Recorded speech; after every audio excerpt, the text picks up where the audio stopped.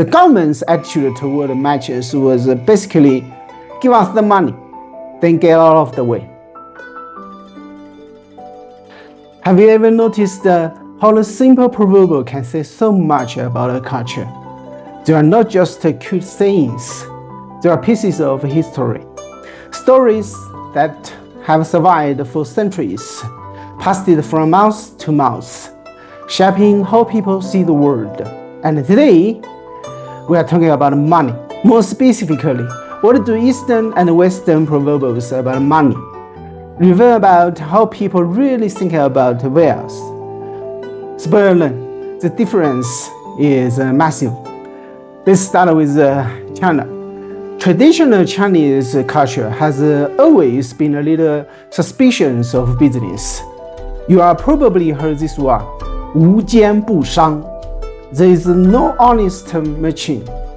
Or 人为财死，鸟为食亡. People die for money, just like birds die for food.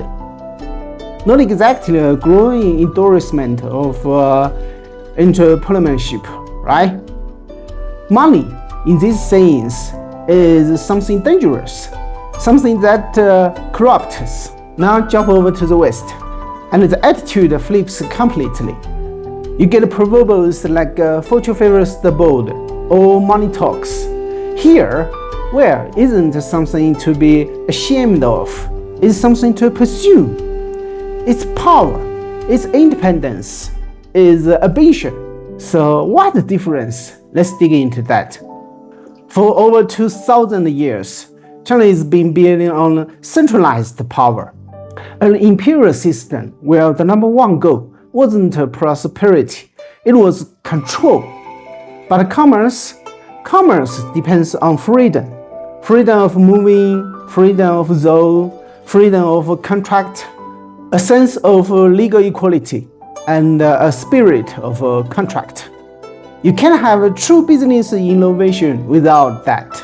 Back in ancient China, a reformer named Shang Yang, you could say he was like China's version of Solomon in Greece, helped building the first centralized empire. He even wrote a book called The Book of Lord Shang, and in it, he called merchants 国之乱臣, rebellious subjects. Basically, troublemakers. From that point on, rulers saw business as a threat to order, not a path to progress. There is even that old social hierarchy, 士农工商.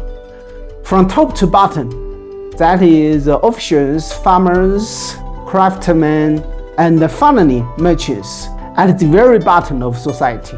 Merchants were expected to create wealth, but never to enjoy respect. No status, no legal protection, no voice. The government's attitude toward matches was basically, give us the money, then get out of the way. Why? Because that is how you kept an empire stable. And meanwhile, on the other side of the world, Western civilization was built on the sea. Trade, navigation, exploration, that was the engine of progress. From the age of discovery in the 15th century to the Industrial Revolution in the 18th, everything revolved with commerce. And because of that, Western law, politicals, and society grew around protecting trade. Contracts mattered. Private property mattered. Commons wasn't something to fear, it was something to build around. Even today, that spirit still runs through Western countries. Business isn't just an activity, it's the logic that keeps the whole system moving.